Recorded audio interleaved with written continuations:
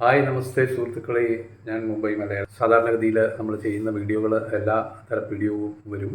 അതിൽ travel vlogs കൂടുതൽ ചെയ്തിട്ടുണ്ട്. ഞാൻ മുംബൈ മലയാളി എന്ന അതേ ബാനറിൽ തന്നെ. ഇപ്പോൾ ഇവിടുത്തെ പൊതുവിലെ ഇന്ത്യയിലെ രാഷ്ട്രീയ കാലാവസ്ഥ, അതായത് ഇപ്പോൾ റിസൾട്ട് അറിയാനായിട്ട് ജൂൺ 2 വരെ നമ്മൾ കാത്തിരിക്കണം, ജൂൺ 4 വരെ നമ്മൾ കാത്തിരിക്കണം. അപ്പം ഈ ജൂൺ മാസം വരെ കാത്തിരിക്കുക എന്ന് പറയുമ്പോൾ അതിന് മുമ്പേ തന്നെ ഇപ്പോൾ ഏകദേശം 4ാമത്തെ ഫേസ്, 7 ഫേസായിട്ടാണ് നമ്മുടെ ഇലക്ഷൻ നടക്കുന്നത്. ലോകത്തിലെ ഏറ്റവും വലിയ ജനാധിപത്യ പ്രക്രിയയായ ഇന്ത്യൻ ഇലക്ഷൻ എന്ന് പറയുമ്പോൾ, പാർലമെൻറ്റിലേക്കുള്ള ഇലക്ഷൻ എന്ന് പറയുമ്പോൾ ഏകദേശം 80 കോടിയിൽ പരം ജനങ്ങൾ വോട്ട് ചെയ്യാനുണ്ട്. അത് ഏകദേശം എന്നാണ് അറിയുന്നത്. അത് കൃത്യം കണക്കല്ല, എന്നാലും ഞാൻ പറയുകയാണ്. ഇപ്പോൾ ഇതേവരെയുള്ള വോട്ടിംഗ് ശതമാനം വെച്ചിട്ട് എല്ലാ സ്ഥലങ്ങളിലും, അതായത് 4 ഫേസ് ഇലക്ഷൻ കഴിഞ്ഞപ്പോൾ ഏകദേശം 300-ൽ പരം പാർലമെൻറ്റ് സീറ്റിലേക്കുള്ള തിരഞ്ഞെടുപ്പ് ആയി കഴിഞ്ഞു. അത് വോട്ടിംഗ് കഴിഞ്ഞു. ഏകദേശം ഒരു മുൻതൂക്കം ഏത് പാർട്ടിക്കാണ് അല്ലെങ്കിൽ ആരാണ് ഭരിക്കാൻ പോകുന്നതെന്ന് തീരുമാനമായി കഴിഞ്ഞിരിക്കുകയാണ്. ഈ സ്ഥിതിയിലാണ് നമ്മൾ ചിന്തിക്കേണ്ട ഒരു പ്രധാനമായ കാര്യം. അതായത് പല രാഷ്ട്രീയ പാർട്ടികളും ഇനിയിപ്പം 5ഉം 6ഉം 7ഉം ഫേസ് നടക്കാനിരിക്കെ അവർ വെറുതെ പൂണ്ട രാഷ്ട്രീയ നേതാക്കന്മാർ അവർ പ്രചരണത്തിൽ ഏർപ്പെട്ടിരിക്കുന്ന സമയത്ത് തന്നെ പലതും പറയും, പറയേണ്ടാത്തത് പറയും. അനാവശ്യമായ അനവസരങ്ങളിലൊക്കെ അതൊക്കെ പറയാറുണ്ട്. അതൊക്കെ നമ്മൾ കേൾക്കാറുണ്ട്. ചിലതൊക്കെ നമ്മൾ എൻജോയ് ചെയ്യുമെങ്കിലും പലതും നമുക്ക് സഹിക്കുന്നതിലപ്പുറമായിരിക്കും. ഇപ്പോൾ തന്നെ ഇന്ത്യൻ രാഷ്ട്രീയത്തിൽ പെട്ടെന്ന് കടന്നു വന്ന് ഒരു ഹീറോയായി മാറി എന്ന് തന്നെ പറയാം. അതിനുശേഷം പെട്ടെന്ന് ഒരു സീറോ ലെവലിലേക്ക് വന്നുകൊണ്ടിരിക്കുന്ന ശ്രീ അരവിന്ദ് കെജ്രിവാൾ എന്ന IAS കാരനായ രാഷ്ട്രീയ നേതാവ്. അദ്ദേഹം ഡൽഹി മുഖ്യമന്ത്രിയാണ്, ഭരിച്ചുകൊണ്ടിരിക്കുന്നു. ഇപ്പോഴും ജയിലിൽ ഇരുന്നുകൊണ്ട് ഭരിക്കുകയായിരുന്നു എന്നാണ് പറയുന്നത്. പക്ഷേ അദ്ദേഹത്തിന് യാതൊരു അധികാരവും ഇല്ലായിരുന്നു എന്നാണ് അറിയുന്നത്. കാരണം അദ്ദേഹത്തിന് ഒരു ചുമതലയുമില്ല, ഒരു വകുപ്പിൻ്റെയും. അദ്ദേഹം അത് വളരെ വ്യക്തമായിട്ട് മറ്റ് മന്ത്രിമാർക്ക് കൊടുത്തുകൊണ്ട് ഭരിക്കുക എന്ന് പറയുന്നതിൽ മാത്രമേ ഉള്ളൂ. അദ്ദേഹമാണ് ഓർഡർ ഇടുന്നത്, അത് സത്യമാണ്. അപ്പോൾ ഈ വലിയ ഒരു കേസിൽ അകപ്പെട്ട്, അതായത് മദ്യ നയം മോശമായ രീതിയിൽ കൈകാര്യം ചെയ്തുകൊണ്ട് അത് മറ്റ് കമ്പനികളിൽ നിന്ന്, ഡിസ്റ്റിലറി കമ്പനികളിൽ നിന്ന്, മദ്യ കമ്പനികളിൽ നിന്ന് പിന്നെ പണം കൈപ്പറ്റിക്കൊണ്ട് മദ്യനയം ഒക്കെ ഡൽഹിയിൽ ഏർപ്പെടുത്തി എന്നതാണ് അദ്ദേഹത്തിൻ്റെ പേരിലുള്ള ആരോപണവും കേസും.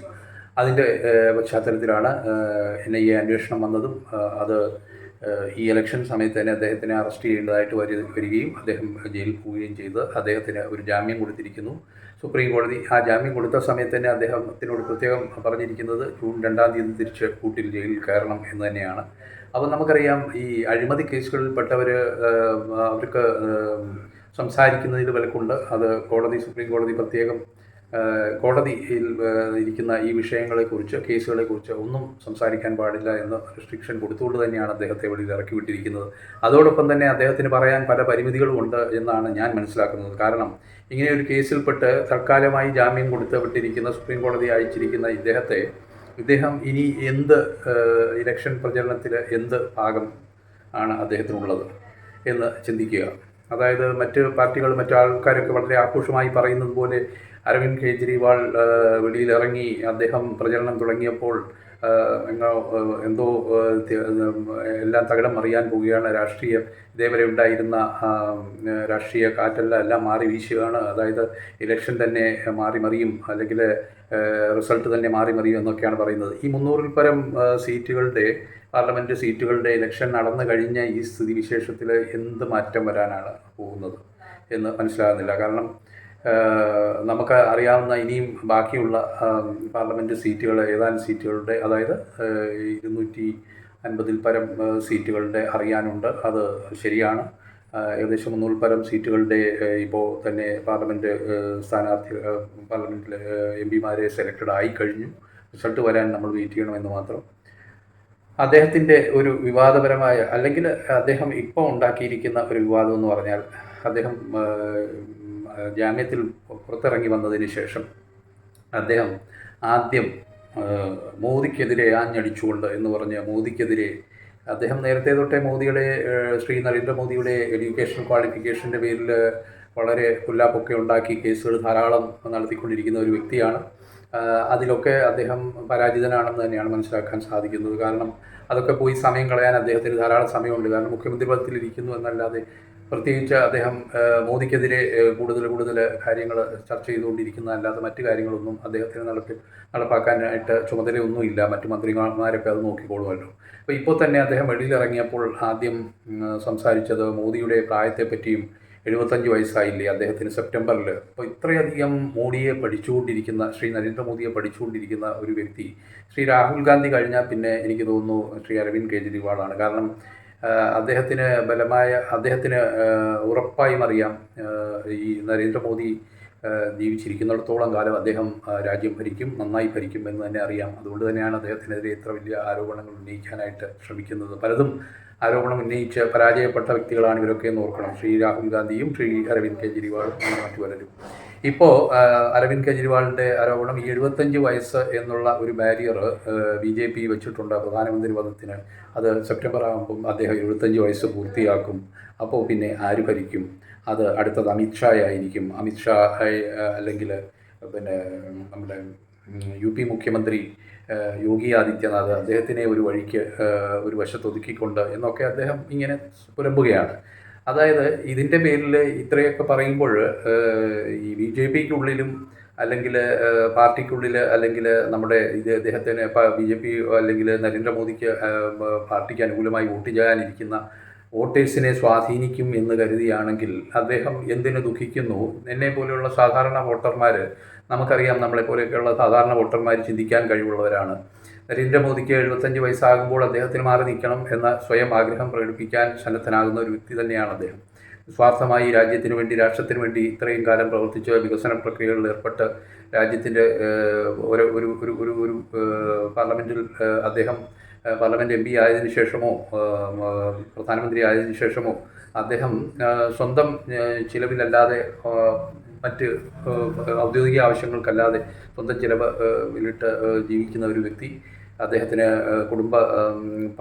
കുടുംബത്തിനോ അല്ലെങ്കിൽ മറ്റുള്ള ആൾക്കാർക്കോ അതിൽ നിന്ന് പൈസ ഉണ്ടാക്കി കൊടുക്കേണ്ട ആവശ്യമില്ല എന്ന് പ്രൂവ് ചെയ്തുകൊണ്ട് അദ്ദേഹം വളരെ ആദർശപരമായി ഭരണം നയിക്കുന്ന ഒരു വ്യക്തി. അപ്പം അദ്ദേഹം സ്വയം മാറി നിന്നാൽ ശ്രീ അരവിന്ദ് കെജ്രിവാൾ ഒരു കാര്യം മനസ്സിലാക്കുക, അല്ലെങ്കിൽ അദ്ദേഹത്തെ പഠിക്കുന്നവർ ഒരു കാര്യം, അദ്ദേഹത്തെ കേൾക്കുന്നവർ ഒരു കാര്യം മനസ്സിലാക്കുക. ശ്രീ മോദിജി മാറി നിന്നാൽ അത്രയും പ്രാഗൽഭ്യമുള്ള, അതിൽ കൂടുതലോ ഒരുപക്ഷെ പ്രാഗൽഭ്യമുള്ള അതിനുള്ള അവസരം കിട്ടാത്തതുകൊണ്ട് പാർട്ടിയിൽ BJP എന്ന മഹത്തായ പ്രസ്ഥാനത്തിൽ ധാരാളം നേതാക്കന്മാർ, RSS പശ്ചാത്തലത്തിലോ അല്ലാതെയോ വളർന്നു വന്ന ധാരാളം നേതാക്കന്മാർ ഇന്നുമുണ്ട്. കഴിഞ്ഞ ദിവസം ഒരു പത്രസമ്മേളനം നിങ്ങൾ ശ്രദ്ധിച്ചു കാണും. എത്ര പേർ ശ്രദ്ധിച്ചു കാണുമെന്ന് എനിക്കറിയില്ല.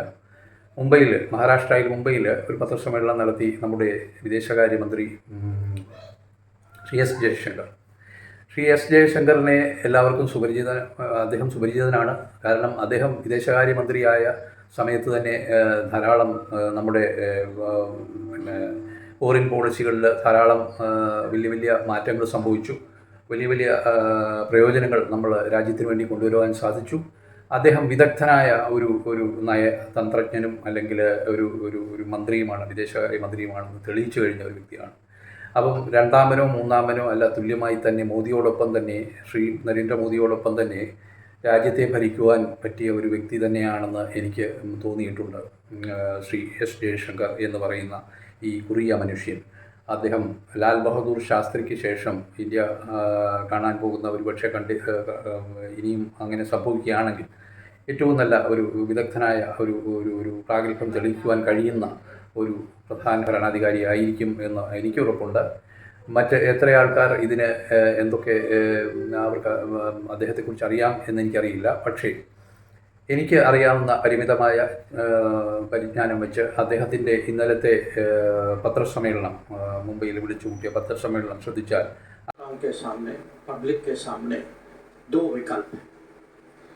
एक है कि मोदी जी का हम हाथ मजबूत करें, और दूसरा जो विपक्ष का कहना है कि किसी भी कीमत में मोदी को हटाओ। तो ये बहुत क्लियर चॉइसेस हैं देश के सामने आज।